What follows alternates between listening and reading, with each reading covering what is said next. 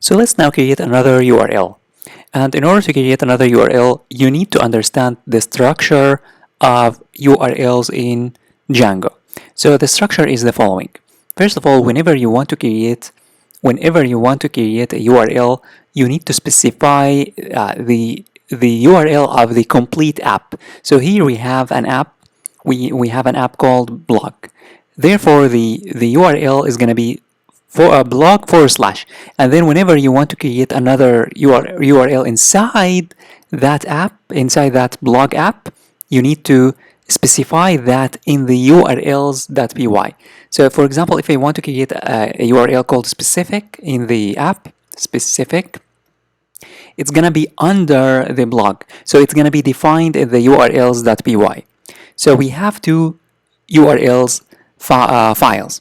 The first one belongs to the project, and this one is going to be used whenever we create an app, a new app. So here, as you can see, we have an app called blog, and usually we create one app. Sometimes we might need to create more apps, but whenever you create an app, you need to specify the main URL of that app, and then whenever you want to create URLs that belong to a specific app, you need to define them in the URLs file of that app. So here of the blog, we need to create more URLs. Let's here create a URL called specific. So here I'm going to say comma, and then I'm going to say path, and then the URL is going to be named specific, and then comma, and then the function that I want to execute upon going to this page, upon going to this URL.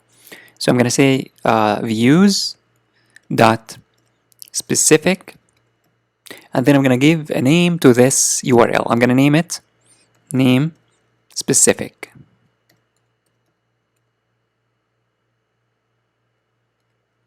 So now we need to create the function. We need to create the specific function. So in the views now, I'm going to here say def specific,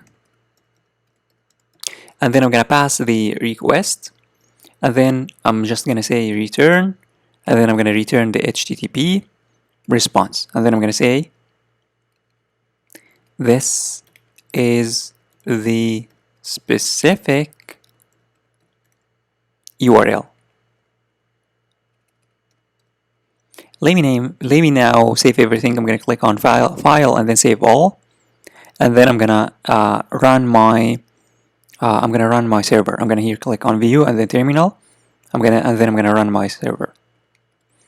So here I'm going to say python manage.py and then run server.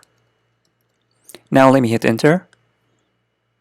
And as you can see, the server is now up and running. Let me copy this URL and head on over to the browser. Now in the browser, as you can see here, let me go to the blog. I'm going to say blog. If I go to the blog here, it's going to say this is my first URL. Now in order to go to the specific URL, you need to say blog and then / and then specific. Now if I hit enter, as you can see, it's going to say this is the specific URL. So this is the structure of URLs in Django.